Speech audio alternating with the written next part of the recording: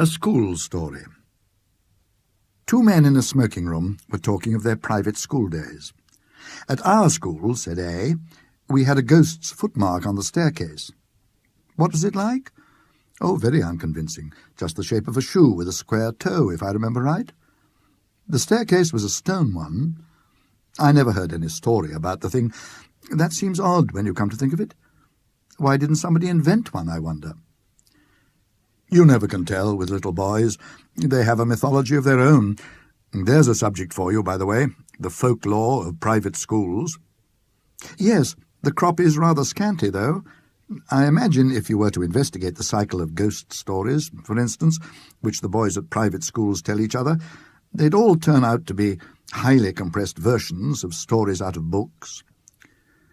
Nowadays, the Strand and Pearson's and so on would be extensively drawn upon. No doubt. They weren't born or thought of in my time. Let's see. I wonder if I can remember the staple ones that I was told. First, there was the house with a room in which a series of people insisted on passing a night, and each of them in the morning was found kneeling in a corner and had just time to say, "I've seen it," and died. Wasn't that the house in Berkeley Square? I dare say it was. Then there was the man who heard a noise in the passage at night, opened his door, and saw someone crawling towards him on all fours, with his eye hanging out on his cheek. There was, besides, let me think, yes, the room where a man was found dead in bed with a horseshoe mark on his forehead, and the floor under the bed was covered with marks of horseshoes also. I don't know why. Also there was the lady who, on locking her bedroom door in a strange house, heard a thin voice among the bed curtains say, "Now we're shut in for the night." None of those had any explanation or sequel. I wonder if they go on still, those stories. Oh, likely enough, with additions from the magazines, as I said. You never heard, did you, of a real ghost at a private school? I thought not. Nobody has that ever I came across. From the way in which you said that, I gather that you have. I really don't know, but this is what was in my mind. It happened at my private school 30-odd years ago, and I haven't any explanation of it. The school, I mean, was near London. It was established in a large and fairly old house, a great white building, with very fine grounds about it. There were large cedars in the garden, as there are in so many of the older gardens in the Thames Valley, and ancient elms in the 3 or 4 fields which we used for our games. I think probably it was quite an attractive place, but boys seldom allow that their schools possess any tolerable features. I came to the school in a September, soon after the year 1870, and among the boys who arrived on the same day was one whom I took to, a Highland boy, whom I will call MacLeod. I needn't spend time in describing him. The main thing is that I got to know him very well. He was not an exceptional boy in any way, not particularly good at books or games, but he suited me. The school was a large one. There must have been from 120 to 130 boys there as a rule, and so a considerable staff of masters was required, and there were rather frequent changes among them. One term, perhaps it was my 3rd or 4th, a new master made his appearance. His name was Sampson. He was a tallish, stoutish, pale, black-bearded man. I think we liked him. He'd travelled a good deal and had stories which amused us on our school walks, so that there was some competition among us to get within earshot of him. I remember, too, dear me, I've hardly thought of it since then, that he had a charm on his watch chain that attracted my attention one day, and he let me examine it. It was, I now suppose, a gold Byzantine coin. There was an effigy of some absurd emperor on one side. The other side had been worn practically smooth, and he had had cut on it, rather barbarously, his own initials, G.W.S., and a date, 24th of July, 1865. Yes, I can see it now. He told me he'd picked it up in Constantinople. It was about the size of a florin. perhaps rather smaller. Well, the first odd thing that happened was this. Samson was doing Latin grammar with us. One of his favourite methods, perhaps it is rather a good one, was to make us construct sentences out of our own heads to illustrate the rules he was trying to make us learn. Of course, that is a thing which gives a silly boy a chance of being impertinent. There are lots of school stories in which that happens, or anyhow there might be. But Samson was too good a disciplinarian for us to think of trying that on with him. Now, on this occasion, he was telling us how to express remembering in Latin, and he ordered us each to make a sentence bringing in the verb memini, I remember. Well, most of us made up some ordinary sentence, such as, I remember my father, or he remembers his book, or something equally uninteresting. And I dare say a good many put down memino librum meum, and so forth. But the boy I mentioned, MacLeod, was evidently thinking of something more elaborate than that. The rest of us wanted to have our sentences passed and get on to something else, so some kicked him under the desk, and I, who was next to him, poked him and whispered to him to look sharp. But he didn't seem to attend. I looked at his paper and saw he had put down nothing at all. So I jogged him again, harder than before, and upbraided him sharply for keeping us all waiting. That did have some effect. He started and seemed to wake up, and then very quickly he scribbled about a couple of lines on his paper and showed it up with the rest. As it was the last, or nearly the last, to come in, and as Samson had a good deal to say to the boys who had written Meminiscimus Patri Meo and the rest of it, it turned out that the clock struck 12 before he had got to MacLeod, and MacLeod had to wait afterwards to have his sentence corrected. There was nothing much going on outside when I got out, so I waited for him to come. He came very slowly when he did arrive, and I guessed there'd been some sort of trouble. "Well," I said, "what did you get?" "Oh, I don't know," said MacLeod, "nothing much. But I think Samson's rather sick with me." "Why? Did you show him up some rot?" "No fear," he said. "It was all right as far as I could see. It was like this. Memento, that's right enough for remember, and it takes a genitive. Memento putei inter quatuor taxos." "What silly rot," I said. "What made you shove that down? What does it mean?" "That's the funny part," said MacLeod. "I'm not quite sure what it does mean. All I know is it just came into my head and I corked it down. I know what I think it means, because just before I wrote it down, I had a sort of picture of it in my head. I believe it means, remember the well among the four, what are those dark sort of trees that have red berries on them? Mountain ashes, I suppose you mean?" "I never heard of them," said MacLeod. "No, I'll tell you. Yews." "Well, and what did Samson say?" "Why, he was jolly odd about it.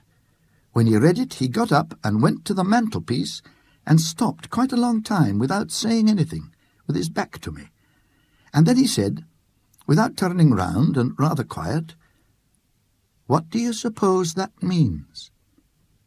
I told him what I thought, only I couldn't remember the name of the silly tree, and then he wanted to know why I put it down, and I had to say something or other, and after that he left off talking about it and asked me how long I'd been here, and where my people lived, and things like that, and then I came away. But he wasn't looking a bit well." I don't remember any more that was said by either of us about this. Next day MacLeod took to his bed with a chill or something of the kind, and it was a week or more before he was in school again. And as much as a month went by without anything happening that was noticeable.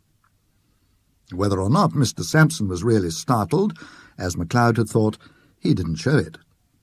I am pretty sure, of course, now that there was something very curious in his past history, but I'm not going to pretend that we boys were sharp enough to guess any such thing. There was one other incident of the same kind as the last which I told you. Several times since that day we had had to make up examples in school to illustrate different rules, but there had never been any row, except when we did them wrong. At last there came a day when we were going through those dismal things which people call conditional sentences, and we were told to make a conditional sentence expressing a future consequence. We did it, right or wrong, and showed up our bits of paper, and Samson began looking through them. All at once, he got up, made some odd sort of noise in his throat, and rushed out by a door that was just by his desk. We sat there for a minute or two, and then, I suppose it was incorrect, but we went up, I and one or two others, to look at the papers on his desk. Of course, I thought someone must have put down some nonsense or other, and Samson had gone off to report him. All the same, I noticed that he hadn't taken any of the papers with him when he ran out. Well, the top paper on the desk was written in red ink, which no one used. And it wasn't in anyone's hand who was in the class. They all looked at it, MacLeod and all, and took their dying oaths that it wasn't theirs. Then I thought of counting the bits of paper, and of this I made quite certain. There were 17 bits of paper on the desk, and 16 boys in the form. Well, I bagged the extra paper, and kept it, and believe I have it now. And now you'll want to know what was written on it. It was simple enough, and harmless enough, I should have said.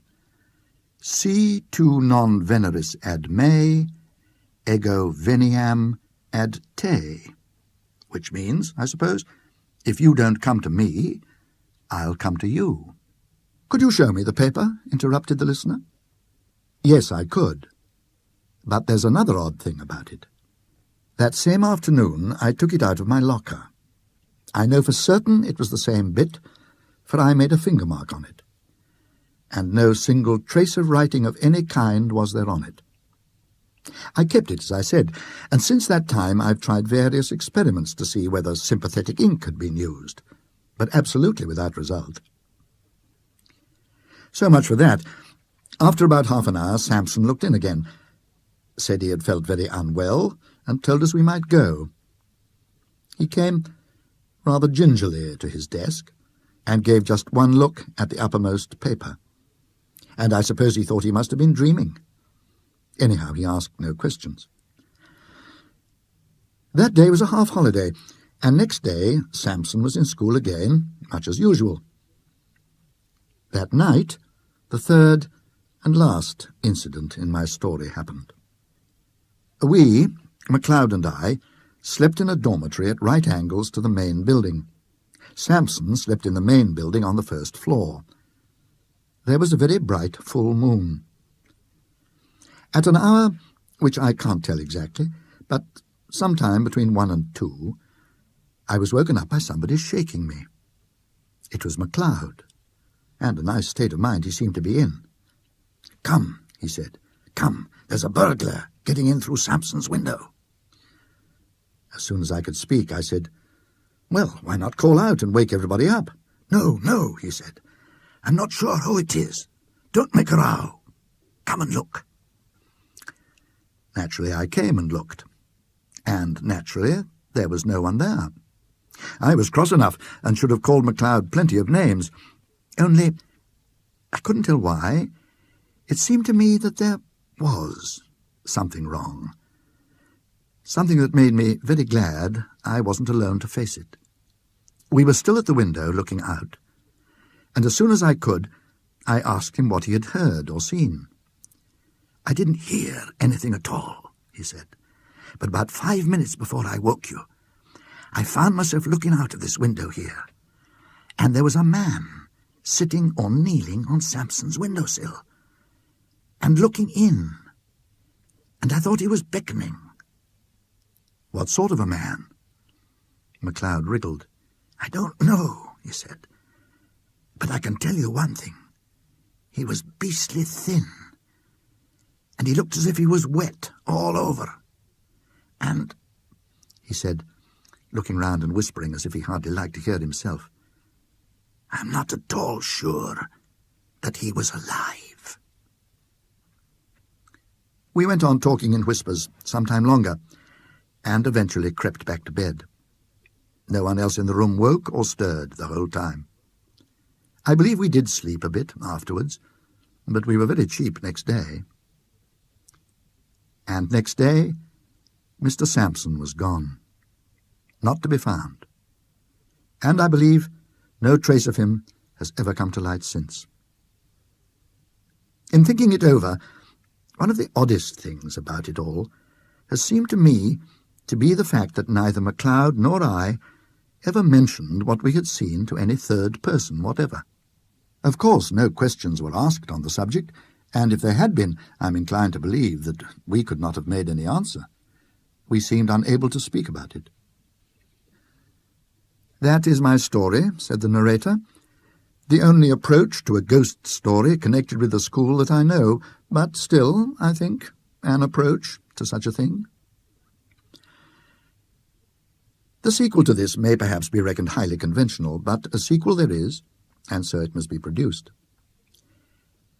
There had been more than one listener to the story, and in the latter part of that same year, or of the next, one such listener was staying at a country house in Ireland. One evening, his host was turning over a drawer full of odds and ends in the smoking room. Suddenly he put his hand upon a little box. "Now," he said, "you know about old things. Tell me what that is." My friend opened the little box, and found in it a thin gold chain with an object attached to it. He glanced at the object, and then took off his spectacles to examine it more narrowly. "What's the history of this?" he asked. "Odd enough," was the answer. "You know the yew thicket in the shrubbery? Well, a year or two back we were cleaning out the old well that used to be in the clearing here. And what do you suppose we found?" "Is it possible that you found a body?" said the visitor with an odd feeling of nervousness. "We did that. And what's more, in every sense of the word, we found two." "Good heavens, two? Was there anything to show how they got there? Was this thing found with them?" "It was, among the rags of the clothes that were on one of the bodies. A bad business, whatever the story of it may have been. One body had the arms tight round the other. They must have been there 30 years or more, long enough before we came to this place. You may judge we filled the well up fast enough. Do you make anything of what's cut on that gold coin you have there?" "I think I can," said my friend, holding it to the light, but he read it without much difficulty. "It seems to be GWS, 24th of July, 1865.